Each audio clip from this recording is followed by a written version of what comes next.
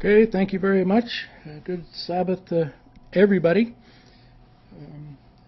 Ambassador Newman is getting his account set up with Pal Talk and may require a bit of assistance, probably from his 14 and 15-year-olds, to help him get through all that.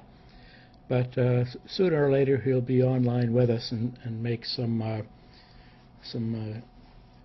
studies, and he may give you some of the background of what's been happening in his life for the last 3 months, which is more than a little bit fascinating.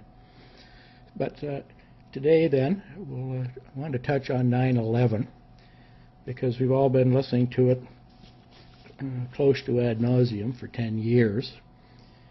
And you may all recall that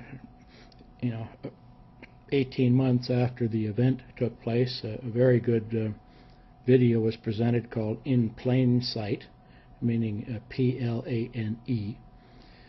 And of course, in the last 10 years, it's expanded significantly, because there's a whole body of about 1,200 certified architects and engineers that have given the scientific information and evidence on high-rise steel buildings and what will allow them to collapse that way. And of course, the most pronounced one is Building 7, which most people never hear about, because you never hear about it in the media, because it's a protected event and they control the media, and very little can get out, which is regrettable.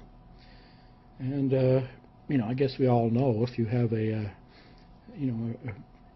criminal event with destruction in it, anybody who tampers with evidence is really subject to criminal charges, even in our legal system, never mind lawful. And by law I mean the law of God, and by legal I meaning the laws that may be correct and mostly are false that the world system sets up, is what I'm meaning by that. So it's interesting. So I'm just going to get a bit of an overview of a new book that's just been published. We've had a lot of this information at Feast for 7-8 years, but there's a new book out, just came out, by a fellow called David Ray Griffin. It's published by Olive Branch Press and was published from September 6, 2011.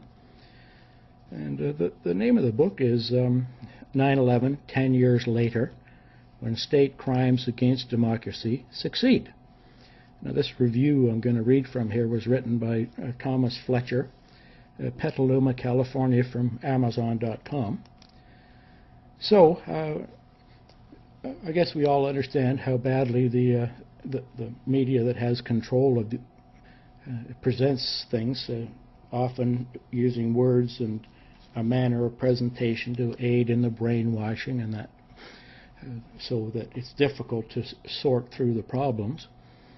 I think everybody still recalls when we covered the revelation of the method of telling people what they've done to us. It was printed out and published almost 400 years ago of what they were going to do to the world at large. This is Illuminati and various other groups that are linked together. Because they said, well, in the very end times, they would actually tell us or let us know what they're doing to us, because that will make us doubly enslaved. And more people are realizing how they can work their whole life and lose everything in tax, and work their whole life and actually own little or nothing.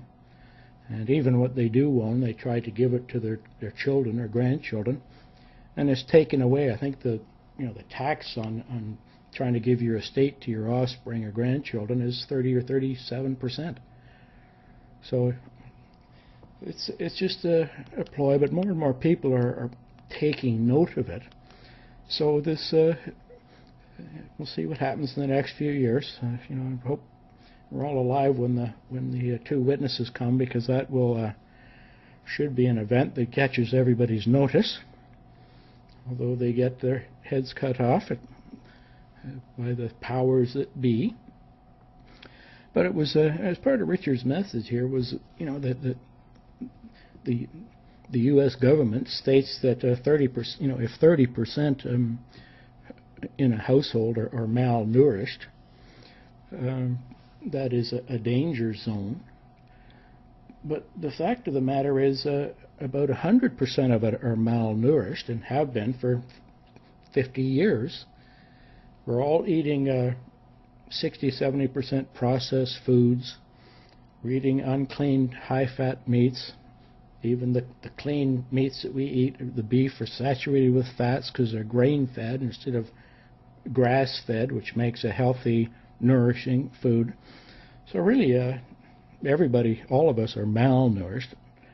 We're going to spend a bit of time on this at the feast, on how to improve our nourishment with eating foods that have micronutrients and won't put fat on you. And so we'll cover that at the feast, so it should be interesting.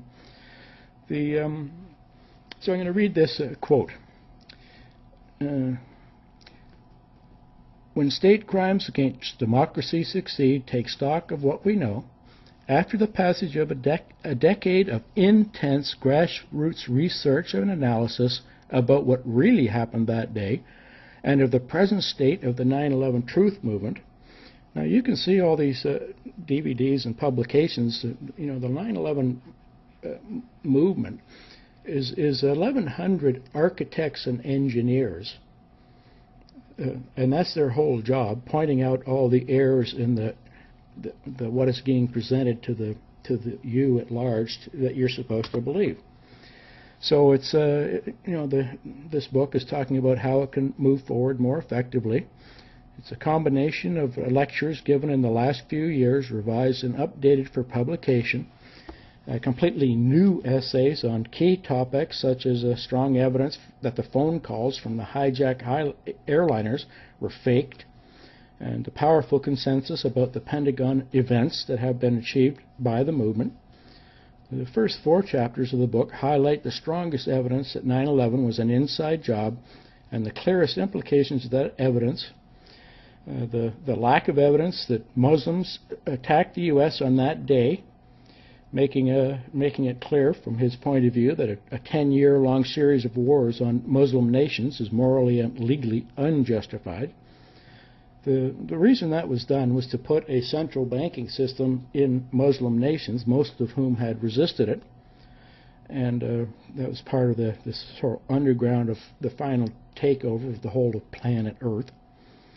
So the multiple occasions which the laws of physics were miraculously inoperative in the destruction of the World Trade Center, and if the official account is so ferociously defended by the critics of government like Bill Moyers, Robert Perry, Alexander Coburn, and many others, is to be believed, the extraordinary case of World Trade Center Building 7, classic demolition, meaning using thermite. See, that when you watch the video of Building 7 going down, there was no fire, there was no smoke, and it collapsed from the middle of the building, falling down the center, which is what is required by a controlled demolition to ensure there's limited damage of a building that size falling in the middle of a city. But it's not covered by the mainstream media or even the government agencies. The 9/11 Commission report, its collapse was not even mentioned. Now, the final report on its destruction, issued by the National Institute of Standards and Technology in November 2008, was fraudulent. So Chapter 5, continuing on here with this quote, 9/11 phone calls, why they are not authentic, examines all the evidence that has been discovered regarding phone calls from the hijacked airliners. The phone calls have been a crucial part of the official story of the day's events, purportedly establishing that the planes were hijacked by Arab Muslims and that Flight 77 clashed into the Pentagon. But after a careful critical analysis, Griffin is forced to conclude that the phone calls were not made from the planes. First, he shows that there is no evidence that the alleged hijackers were ever on board any of the planes. Further, that the failure of the 8 pilots to squawk a hijack code into their transponders is evidence that the official version